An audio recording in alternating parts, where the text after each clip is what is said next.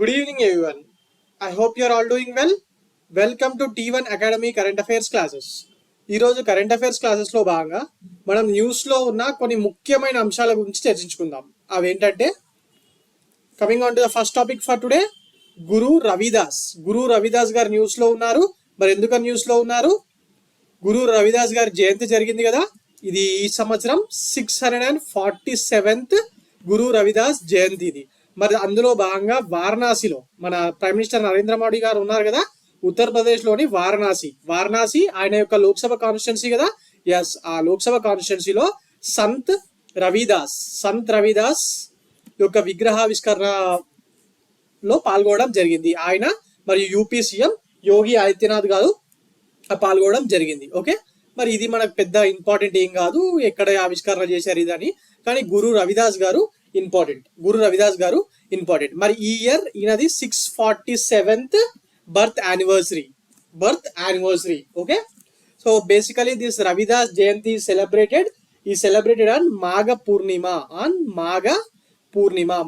పూర్ణిమ రోజున సంత్ రవిదాస్ గారి జయంతిని సెలబ్రేట్ చేస్తూ ఉంటారు. అంటే ఇంగ్లీష్ లో ఫుల్ మూన్ డే ఉంటుంది కదా, అంటే పౌర్ణమి రోజున ఈ మాఘమాసం యొక్క పౌర్ణమి రోజున దీన్ని చేస్తూ ఉంటారు. మరి this is been observed on 24th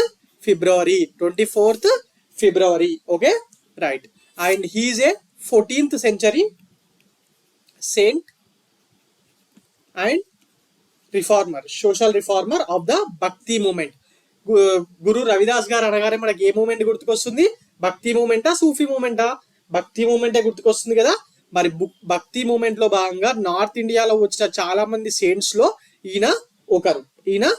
మరి భక్తి మూమెంట్ ఏ టైంలో వచ్చింది? 14th centuryలో వచ్చింది కదా. ఎస్, ఈయన 14th century సెయింట్ భక్తి మూమెంట్ కి సంబంధించి. బేసికలీ భక్తి మూమెంట్ అంతకన్నా ముందే వచ్చింది, బట్ ఈయన మాత్రము 14th centuryకి చెందిన వాడు. Okay, and he is a disciple or follower of Sant Kabir Das ఉన్నారు కదా, కబీర్ దాస్ యొక్క ఫాలోవరే ఈ Guru Ravidas. And he is also the founder of Ravidasia religion. దీన్ని ఫాలో అయ్యే వాళ్ళు ఉత్తరప్రదేశ్ లోను ఢిల్లీ పరిసరాల్లోనూ ఉంటారు. రవిదాసియా రిలీజియన్. అప్పట్లో ఢిల్లీలోని ఒక ప్రాంతంలో రవిదాస్ గారి విగ్రహాన్ని కూలగొట్టారని చెప్పి పెద్ద గొడవైంది, గుర్తుందా? హిందూ పేపర్, ఇండియన్ ఎక్స్ప్రెస్, ఈనాడు అన్నిట్లో ఒక 2 years కింద న్యూస్ కవర్ చేసింది. సో ఎందుకు మరి అక్కడ గొడవ అక్కడే ఎందుకు అయింది? ముఖ్యంగా ఈయన ఈ రవిదాసియా రిలీజియన్ ని ఫాలో అయ్యే వాళ్ళు ఉత్తరప్రదేశ్, వెస్టర్న్ ఉత్తరప్రదేశ్ లోను మరియు ఢిల్లీ పరిసర ప్రాంతాల్లో ఉంటారు. ఓకే, మరి ఈయన చాలా పోయమ్స్ రాశాడు. ఈయన రాసిన పోయమ్స్ లో 41 పోయమ్స్ గురు గ్రంథ్ సాహిబ్ లో ఉన్నాయి.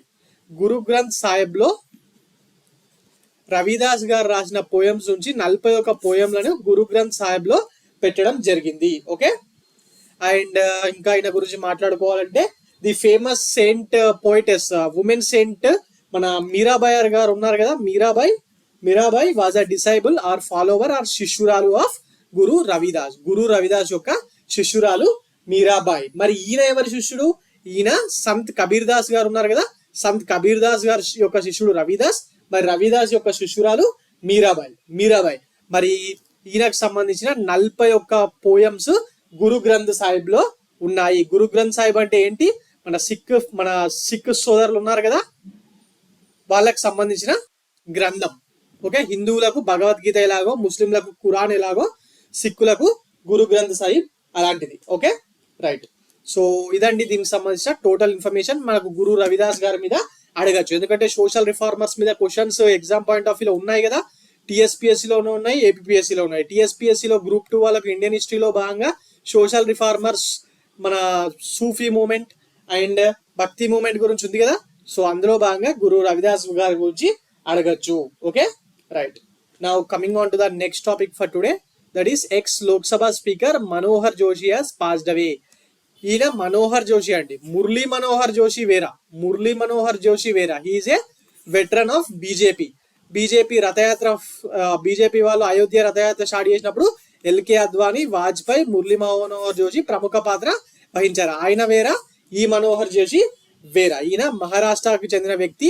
He has worked as the Lok Sabha Speaker of India, and he also worked as a Chief Minister of Maharashtra. Chief Minister of Maharashtra. Okay, Chief Minister of Maharashtra. మరి మొట్టమొదటిసారిగా కాంగ్రెస్ కాకుండా వేరే party అధికారంలోకి వచ్చింది మహారాష్ట్రలో. అది శివసేన బీజేపీ యొక్క combined.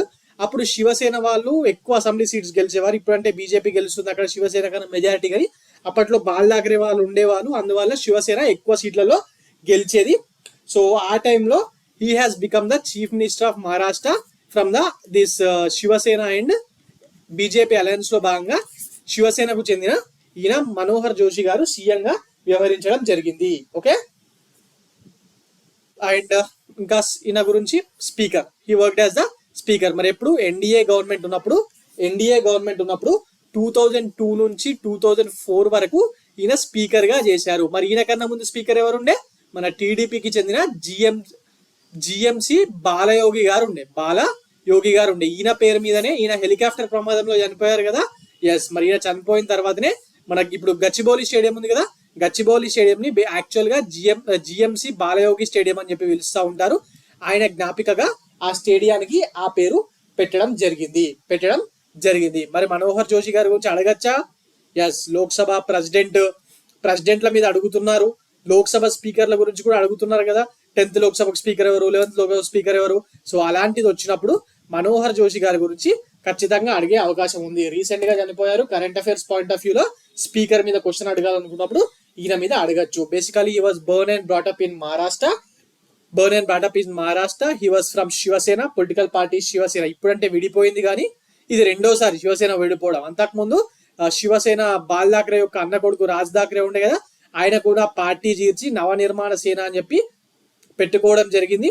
అది వేరా, అప్పుడు విడిపోయింది. మళ్ళీ ఇప్పుడు కొత్తగా మళ్ళా శివసేన ఉద్ధవ్ ఠాకరే మరియు కొత్త మహారాష్ట్ర చీఫ్ మినిస్టర్ ఉన్నారు కదా, వాళ్ళు విడిపోవడం జరిగింది. అంతకు ముందు వీళ్ళు కలిపి ఉన్నప్పుడు మనోహర్ జోషి గారు దానికి సీఎం గా చేశారు. శివసేన తరఫున మహారాష్ట్రకు సీఎం గా చేశారు. Okay, only 2 important points. Lok Sabha speaker గా చేశారు, శివసేన పార్టీకి చెందిన వారు, and one more is chief minister of Maharashtra. Okay, right. ఈ ఉపాధ్యాయుడి నుంచి సీఎం, ఈయన ఇక్కడ ఎమ్మెల్యే గెలిచిండు, ఇదంతా మహారాష్ట్ర పబ్లిక్ సర్వీస్ కమిషన్ వాళ్ళు అడుగుతారేమో కానీ మనకేమి అడగరండి. లోక్సభ స్పీకర్ కాబట్టి మనం ఈయన పేరు గుర్తుపెట్టుకోవాలి. Okay, right. Now coming on to the next topic for today, that is Magnus Carlsen. ఊరికే న్యూస్లు ఉంటుండే కదా ఈ మధ్య. ఎస్, మరి వరల్డ్ టైటిల్స్ గెలుస్తున్నాడు, ప్రపంచంలో అత్యధిక వరల్డ్ టైటిల్స్ గెలిచిన అతనిగా పేరు ప్రఖ్యాతలు సంపాదించాడు. మరి మళ్ళీ ఈయన ఇప్పుడు కూడా ఒక 3-4 డేస్ కిందట ఒక కొత్త టైటిల్ గెలవడం జరిగింది. సో అదేంటంటే Magnus Carlsen wins free style chess GOAT challenge, greatest of all time. GOAT అంటే ఓకే, ఫ్రీ స్టైల్ చెస్ కేటగిరీలో గోట్ ఛాలెంజ్ లో భాగంగా ఈయన మళ్ళీ టోర్నమెంట్ గెలవడం జరిగింది. మ్యాగ్నస్ కార్ల్సన్ ఏ దేశానికి సంబంధించిన వాడు? He is from Norway. Norwegian grand master and world number 1 Mr. Magnus Carlsen has won the inaugural freestyle chess GOAT challenge tournament. Okay, inaugural అంటే ఇది ఫస్ట్ టైం అలాంటిది నిర్వహించడం అనేది, ఇట్లా free style chess GOAT challenge అనేది నిర్వహించడం ఫస్ట్ టైం. జనరల్ గా classic world championship నిర్వహిస్తారు, ర్యాపిడ్ నిర్వహిస్తారు, బ్లైండ్ ఫోల్డ్ నిర్వహిస్తారు, అంతేగాని ఇలా free style chess GOAT challenge అని నిర్వహించడం ఇదే మొట్టమొదటిసారి. మరి దాన్ని నార్వే గ్రాండ్ మాస్టర్ అయిన మ్యాగ్నస్ కార్ల్సన్ గెలవడం జరిగింది. మరి ఎవరిని ఓడిపేసి గెలిచాడు? ఫాబియానో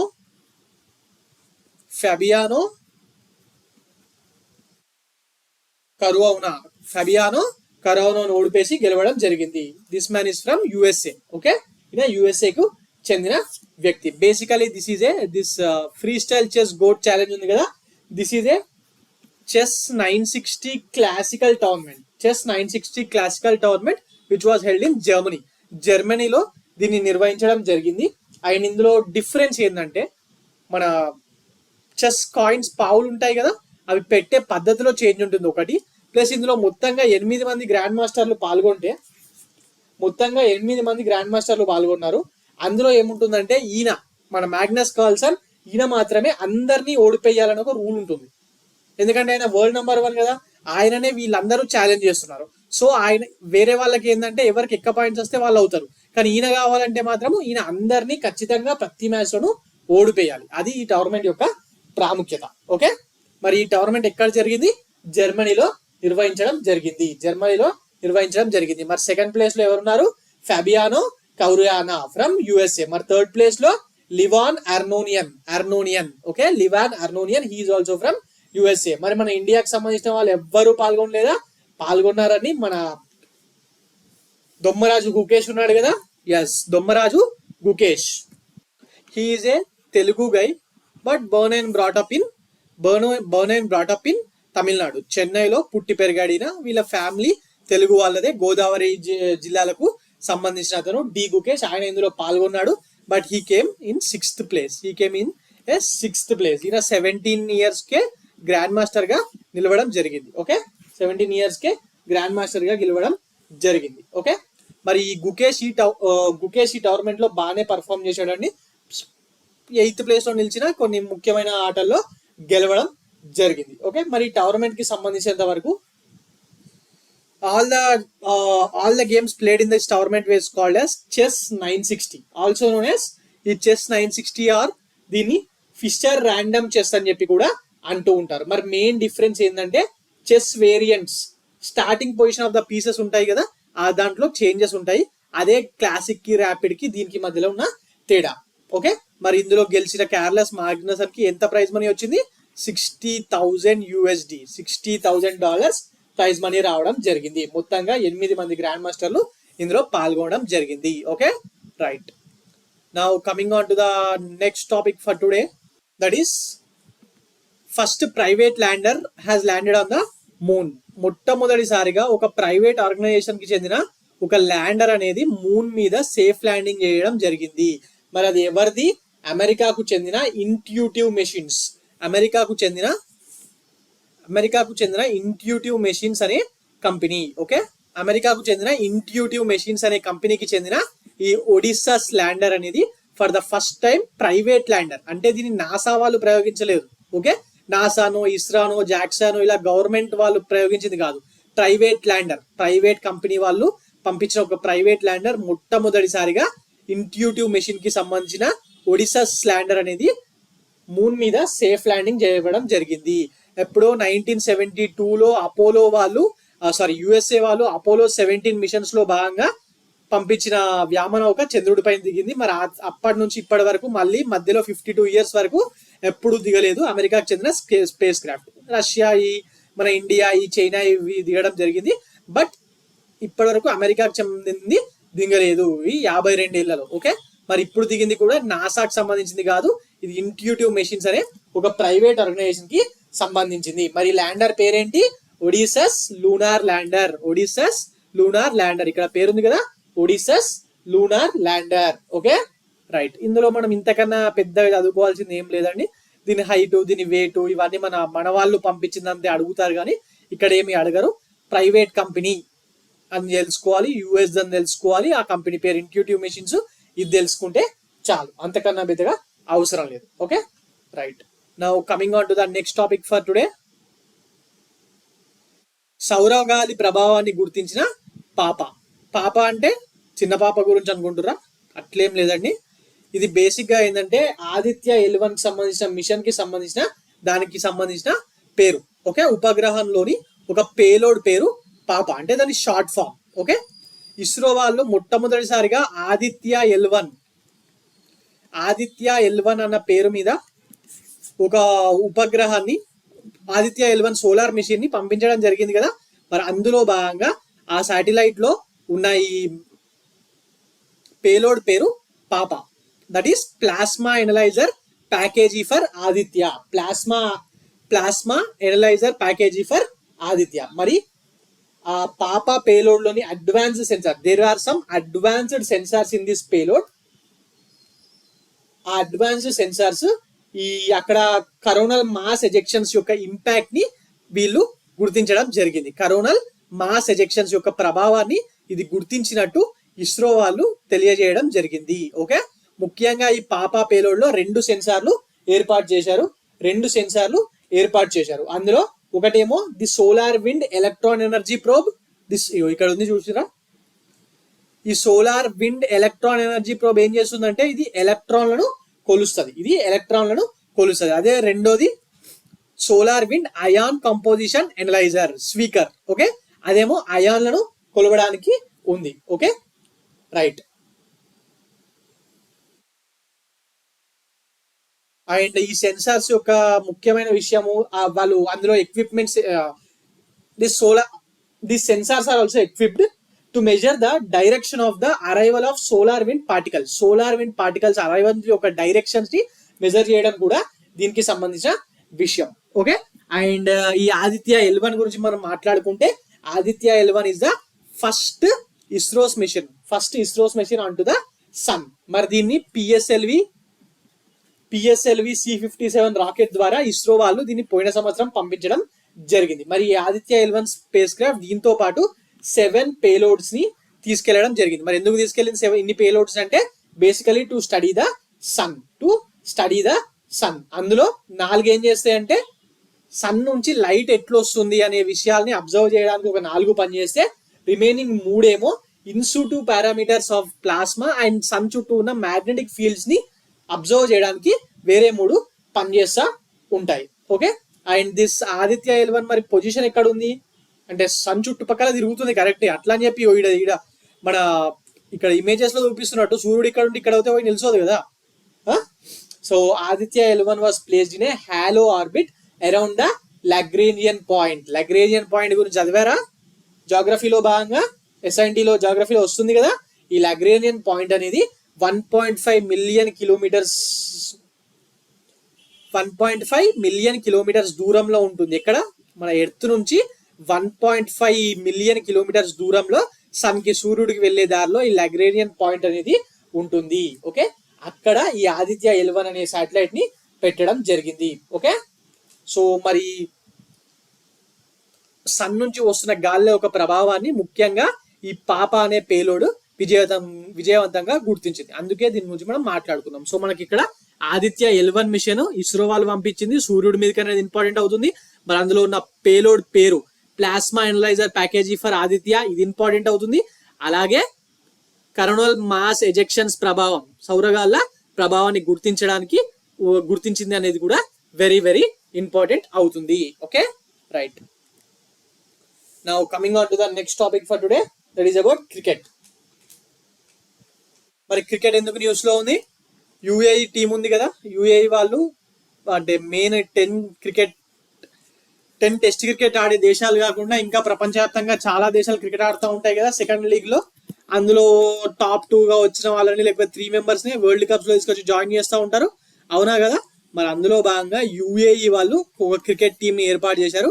మరి దానికి ప్రధాన కోచ్ గా మన ఇండియాకు చెందిన లాల్ చంద్ రాజ్పుట్ గారిని నియమించడం జరిగింది. ఈయన 3 years పాటు UAE కోచ్ గా ఉంటారట. మరి మన ఇండియాకు రాహుల్ ద్రావిడ్ ఉన్నారు కదా, అలాగే లాల్ చంద్ రాజ్పుట్. మరి ఈయన్నే స్పెషల్ గా ఎందుకు నియమించారు అంటే, మన ఇండియా 2007 T20 వరల్డ్ కప్ గెలిచినప్పుడు టీమిండియాకు లాల్ చంద్ రాజ్పుట్ గారే కోచ్ గా ఉన్నారు. ఈయనే కోచ్ గా ఉన్నారు. మరి ఇంతకు ముందు పాకిస్తాన్ కి చెందిన ముదసర్ నాజర్ అనే ప్లేయర్ ఉండేవాడంట. ఈయన ఎవరో నాకు పెద్దగా తెలీదు, never heard of his name.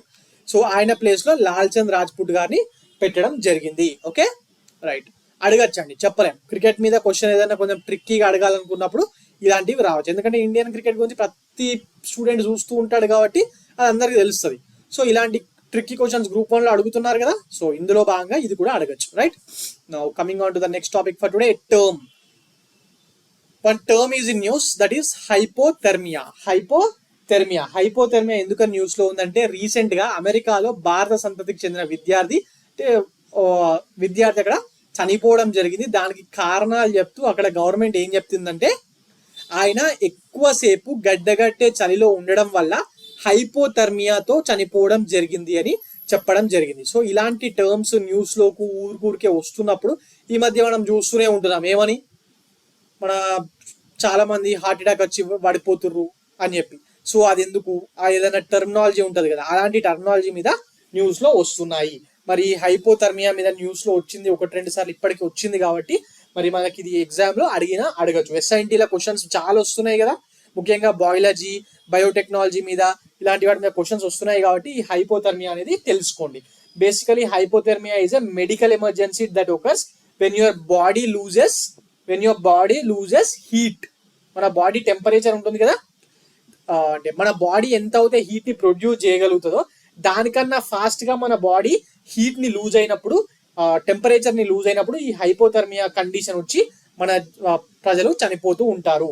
Basically ఏంటంటే హైపోథర్మియా అంటే లో బాడీ టెంపరేచర్స్ పడిపోయి చనిపోయేదాన్ని హైపోథర్మియా అంటూ ఉంటారు. మనం నార్మల్ హ్యూమన్ బాడీ టెంపరేచర్ ఎంత, 98.6 ఫారెన్హీట్. ఓకే, మరి హైపోథర్మియా ఒకవేళ టెంపరేచర్ అనేది ఇంకా తక్కువగా పడిపోతూ ఉంటే, నార్మల్ కన్నా చాలా తక్కువగా పడిపోతూ ఉంటే దాన్ని హైపోథర్మియా అంటారు. ఇక్కడ చూడండి, గడ్డ కట్టే చలిలో ఎక్కువసేపు ఉండడం వల్ల తలెత్తిన హైపోథర్మియాతోనే అతను మృతి చెందినట్టు ఇలినాయిస్ విశ్వవిద్యాలయ కార్యాలయం ప్రాథమికంగా ధృవీకరించింది. ఓకే, సో ఈ పాయింట్ జస్ట్ ఇదంతా మనకి ఏం అవసరం లేదు.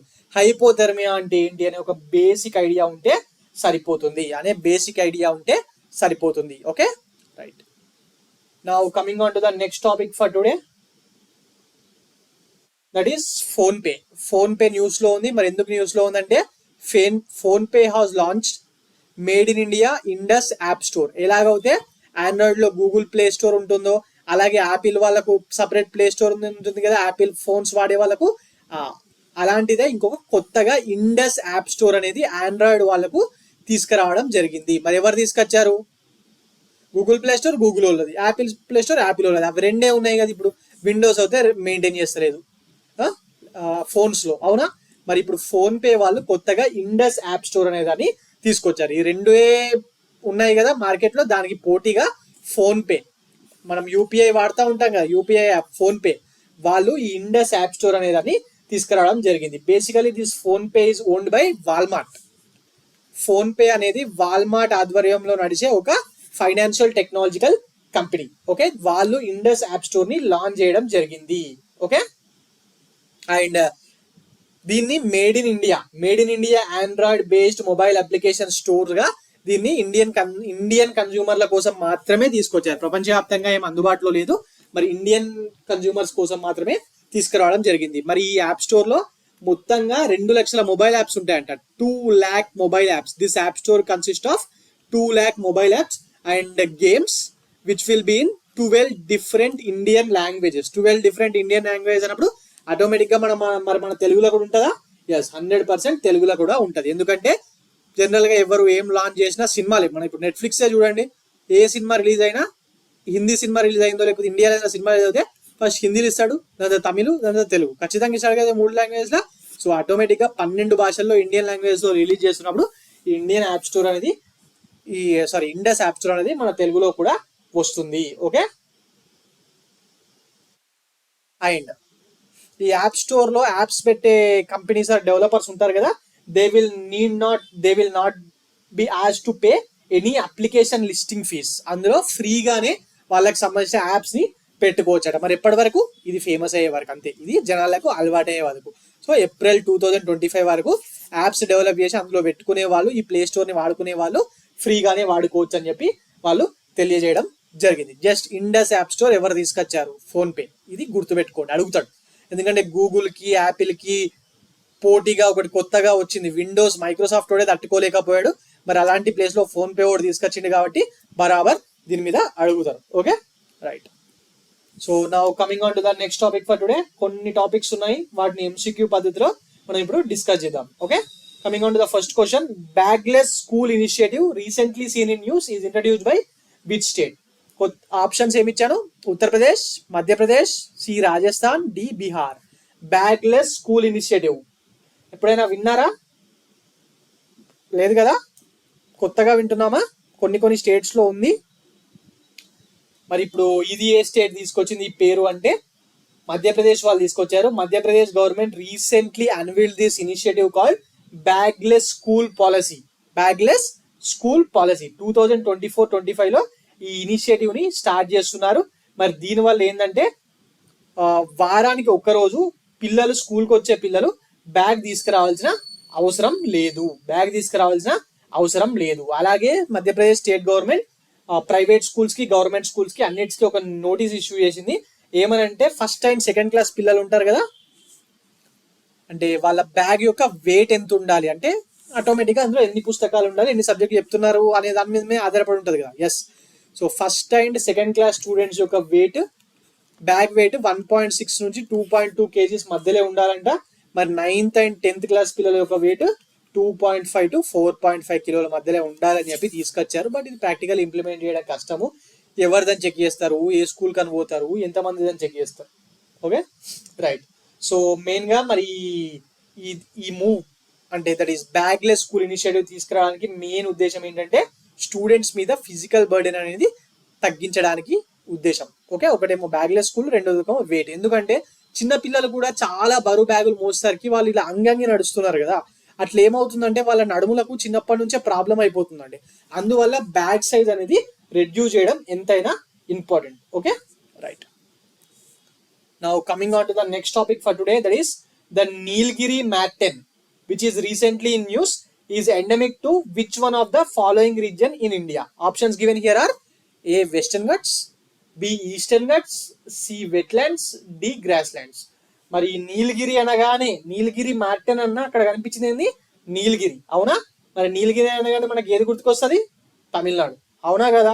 మరి తమిళనాడు దేని కిందకి వస్తుంది చెప్పండి? వెస్టర్న్ ఘాట్స్, అవునా? ఎస్, ఈస్టర్న్ ఘాట్స్ లో కొంచెం పార్ట్ ఉన్నా వెస్టర్న్ ఘాట్సే, ముఖ్యంగా నీలగిరి ప్రాంతంలో వెస్టర్న్ ఘాట్స్ ఎక్కువగా ఉంటుంది. ఆ కోయంబత్తూర్ రీజియన్ ఉంది కదా, కేరళ కానుకొని ఉండే తమిళనాడు ప్రాంతంలో, ఎస్ అక్కడే ఇది ఉంది. రీసెంట్ గా దిస్ తమిళనాడు గవర్నమెంట్ వాళ్ళు Tamil Nadu endangered species conservation fund ని తీసుకురావడం జరిగింది. దేనికోసం అంటే to protect some lesser known spices of Tamil Nadu, species of Tamil Nadu like Nilgiri Martin. ఇంకా అక్కడ ఉండే హ్యాబిటాట్ ఉంటుంది కదా అనిమల్స్, వాటి చాలా తక్కువగా ఉండేటి, వాటిని ప్రొటెక్ట్ చేయడానికి దీన్ని Tamil Nadu endangered species conservation fund ని తీసుకురావడం జరిగింది. Basically this is a carnivorous animal. Scientifically this is called as, మరి దీని యొక్క సైంటిఫిక్ నేమ్ ఏంటంటే, నీలగిరి మార్టిన్ యొక్క సైంటిఫిక్ నేమ్ ఏంటంటే మార్టిస్ gavatkins. This is exclusively available in Western Ghats area of India. మరి ఓన్లీ తమిళనాడులోనే ఉందా? లేదు, వెస్టర్న్ ఘాట్స్ ప్రాంతము కర్ణాటక, కేరళలో ఉంటుంది కదా, అక్కడ కూడా ఉంది. Okay right. Now coming on to the next question for today. Recently scientists discovered the world's largest snake in which forest? ప్రపంచంలోనే అత్యంత పెద్ద స్నేక్ ని సైంటిస్టులు రీసెంట్ గా ఏ ఫారెస్ట్ లో డిస్కవర్ చేశారని అడుగుతున్నాడు. Options Amazon rain forest, B Congo rain forest, C Atlantic rain forest, D south east Asian rain forest. మరి ఇక్కడ పెద్ద స్నేక్ అన్నప్పుడు ఆటోమేటిక్ గా పెద్ద ఫారెస్ట్లలోనే కనుక్కుంటారు కదా. మరి ప్రపంచంలోనే పెద్దదైన ఫారెస్ట్ అమెజాన్ రెయిన్ ఫారెస్ట్. అక్కడే వరల్డ్ లార్జెస్ట్ అనకొండాని అమెజాన్ రెయిన్ ఫారెస్ట్ లోనే రీసెంట్ గా కనుక్కోవడం జరిగింది. దానికి నార్థన్ గ్రీన్ అనకొండా అంటారు దాన్ని. ఓకే, మరి దీన్ని ఎవరు డిస్కవర్ చేశారంటే this is discovered by TV wildlife presenter called freak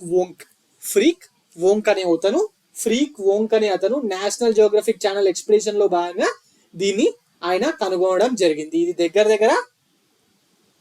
26 feet ఉంటుంది అంట. 26 feet 200 కిలోలు ఉండడం జరుగుతుంది. Okay right. సో ఇదండి ఈరోజు current affairs. For more current affairs like this please visit T1 Academy and also please subscribe T1 Academy. Thank you.